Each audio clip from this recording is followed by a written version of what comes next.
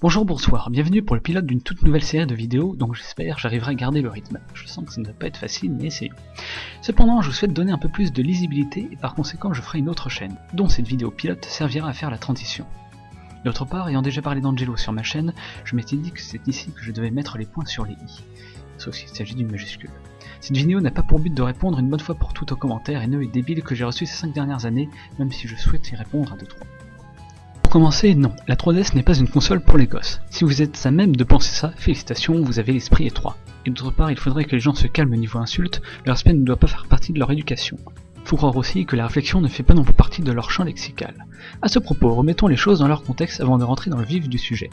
La vidéo que j'ai postée en 2011, là je me sens vieux, a pour unique but d'être humoristique, c'est écrit sous la vidéo. Ça ne vous fait pas rire, tant pis, je le comprends. J'admets que nous étions de mauvaise foi, mais c'était une façon pour nous de nous amuser et de critiquer seulement une série que nous n'aimions pas. Leur pur plaisir de méchanceté. Oui, ce n'est pas bien intelligent, mais si on n'a plus le droit de s'exprimer. D'autre part, la vidéo avait été faite avec les moyens du bord, sans aucune prétention. Visiblement, ça donnait des sueurs froides aux aficionados qui se sont sentis attaqués par nos frêles arguments. Mais maintenant, j'ai le matériel pour capturer, enregistrer et monter. Je peux donc faire une vraie critique en bonne et due forme. C'est parti. Comment faire enrager est une série de livres humoristiques écrits par Sylvie de Matthieu-Siolx, je sais pas comment ça se dit, et illustrés par Sébastien Diologen depuis 2004. Remplie d'astuces en tout genre pour énerver ses proches, elle aura donc servi de base à la société de production Tinto, située en France, qui va reprendre le design et les idées pour créer sa série Angelo la débrouille en 2010.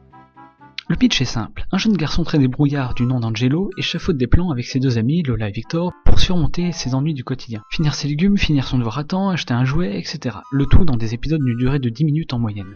Bref, des sujets qui parlent bien aux enfants et qui, je le reconnais, est plutôt sympa sur le papier. La série jouit d'une forte audience, à tel point qu'elle comprend aujourd'hui 3 saisons et qu'à l'heure où je vous fais cette vidéo, une 4ème est en cours. La série est diffusée dans une 50aine de pays, sur des chaînes telles que Cartoon Network et Télétoon, et a reçu 6 nominations et 3 récompenses. J'en suis abasourdi. Le problème qu'on a toujours avec les parents, c'est qu'ils sont carrément super têtus. D'accord. Je vais donc vous expliquer ce qui me dérange avec cette série. Lorsque j'ai eu l'occasion de regarder un épisode, j'ai vu là une vidéo qui catalyse en quelque sorte tout ce qui m'agace dans les productions animées actuelles. Je ne me considère pas, du moins pas encore, comme un vieux con qui dit que c'était mieux avant, mais je n'aime pas vraiment l'orientation compris les chaînes jeunesse. En effet, les chaînes se sont multipliées, les programmes et autres séries ont considérablement augmenté. De plus, avec toutes les affaires qu'il y a eu du temps du Club Dorothée, les diffuseurs sont nettement plus regardants sur les séries à destination de la jeunesse. Enfin, la démocratisation de la 3D a permis l'émergence au milieu des années 2000 de nombreuses séries en images de synthèse, à mon plus grand désarroi. Angelo la débrouille a comme beaucoup de séries actuelles les caractéristiques suivantes. Format court, humoristique, bon enfant, pour ne pas choquer, et surtout 3D. Alors je n'ai rien contre les séries humoristiques et évidemment plutôt courtes, mais il y a une nette majorité de séries comme celle-ci et je trouve ça vraiment dommage. Les feuilletons ont beaucoup moins la cote, car les diffuseurs ne veulent plus ou peu se prendre la tête à diffuser des séries dans le bon ordre. Personnellement j'ai grandi avec davantage de feuilletons, Papyrus, Arguet la prophétie, X-Men, etc. Et même quand ce n'était pas tout à fait un feuilleton, il y avait une forme de continuité, entre les saisons telles que Chasseurs de Dragons, Code Lyoko, Jackie Chan et j'en passe. Des séries humoristiques il y en avait pour équilibrer, les Nickelodeon, les Zinzins de l'espace, les Titeufs, et j'en oublie certainement. Des vidéos de slobber aussi fort qu'on veut. Et des nuits blanches à regarder des films de SF. Mec, t'inquiète pas, tu vas définitivement récupérer cette télé. Alors Angelo, c'est quoi ton plan? Suivez ma sœur et essayez de savoir ce qu'elle prépare. Je n'aime pas spécialement la 3D, enfin si. En jeu vidéo ça ne me pose absolument aucun problème. Et aujourd'hui, pour peu que l'on donne les moyens, il y a de bons films d'animation joliment réalisés en 3D, notamment les Pixar. Et là, c'est du temps de ma vidéo, ce n'est pas vraiment le cas. Et puis il y a cette affreuse manie de ne rien savoir faire d'autre que copier Pixar, ou alors il y a Illumination et ses personnages aux morphologies des plus discutables. La série Angelo la débrouille a certes un but humoristique, j'ai quand même bien du mal à rire. Et pourtant je suis bon public, tu me mets un caca et je souris. C'est vraiment un gros tas de merde. Le souci c'est qu'Angelo vise un public assez jeune, donc je n'y suis pas réceptif, mais l'humour assez simple, prévisible et parfois absurde ne font jamais vraiment mouche. On sent vraiment le moment qui sont censés être drôles, mais ça ne prend pas pour moi, c'est trop bon enfant, politiquement correct. Ne venez pas me dire que toutes les séries sont comme ça, non. L'éponge exploite très bien l'humour absurde et les sous-entendus, et Ren et Stimpy possèdent une imagerie et un humour parfois limite. Je fais l'impasse des Looney Tunes et autres Animaniacs. Pour les besoins de la critique, je me suis farci 6 épisodes, dont un qui durait à peu près 7 minutes. Je vais la critiquer sans faire de comparatif, juste la prendre comme ça, telle quelle. Angelo est une série correcte, que je qualifierais de bouche-trou. Pas très drôle, pas très passionnant, pas super beau, mais tout à fait potable pour une série d'animation. Pas mauvais pour autant. Il y a de l'idée, une bonne mise en scène assez dynamique et parfois inventive et surtout c'est bien doublé. Bref, Angelo la débrouille est tout à fait potable, j'admets ne pas avoir passé de mauvais moments, même si étonnamment j'ai trouvé le temps un peu long, même pour 10 minutes. Les scénarios sont parfois un peu tirés par les cheveux, avec des excuses un peu débiles, mais pas le débile qui est drôle, mais le débile qui sent la facilité d'écriture. Après, à titre personnel, les histoires inspirées de notre monde avec la vie de tous les jours, ce n'est pas vraiment ce qui m'attire le plus. Ça reste volontairement très simple, on ne va pas demander à ce que ce soit du niveau d'un Shakespeare, bien sûr. Il n'y en soit pas grand chose à analyser ou à critiquer. La série s'appuie avant tout sur l'humour, mais c'est plus l'ambiance sympa et les bonnes humeurs ambiantes qui ressort. Comme déjà dit, l'humour est souvent prévisible, voire un peu trop léger pour être franchement drôle, même si je dois admettre que certains moments m'ont limite fait rire, mais vraiment limite.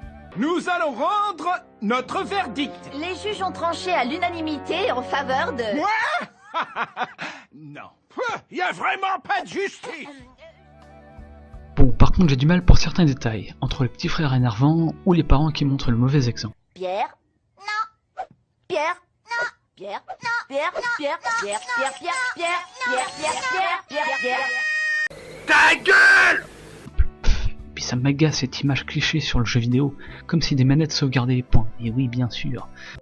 J'ai peut-être une solution. On n'a qu'à sauter dans la voiture et aller acheter des nouvelles manettes. Je te les offre. Non, on peut pas faire ça, maman. Mes manettes ont en mémoire tous mes meilleurs scores. Je perdrais carrément plusieurs années de travail acharné. En ce qui concerne la réalisation, je dois admettre qu'elle a le mérite d'avoir son identité et s'affranchit un peu des canons du genre. De plus, ces textures assez douces à l'œil donnent au final presque un rendu pâte à modeler assez plaisant. Les animations sont correctes.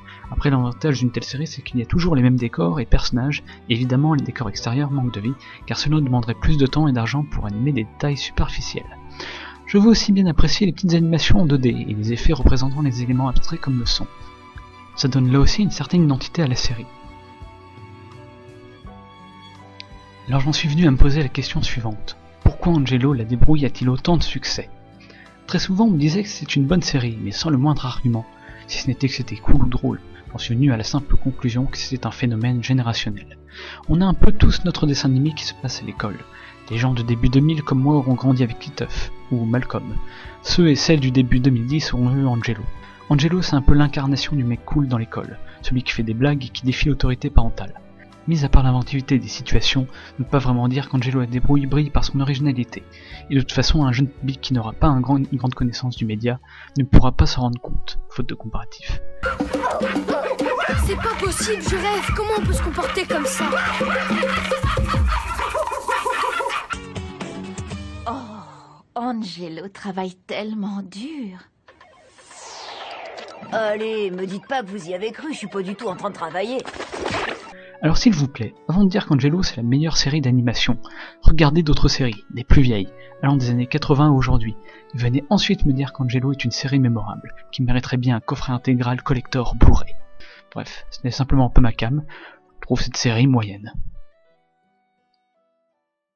Merci d'avoir regardé cette vidéo, la critique est terminée et j'espère qu'elle vous aura plu. Si vous aimez Angelo, tant mieux pour vous, mais restez critique dans ce que vous regardez et soyez courtois, merci. On peut en discuter dans les commentaires sans forcément passer par des insultes de gros beaufs. Je vous dis à la prochaine pour de nouvelles vidéos sur ma chaîne consacrée à l'animation. D'ici là, portez-vous bien, à bientôt.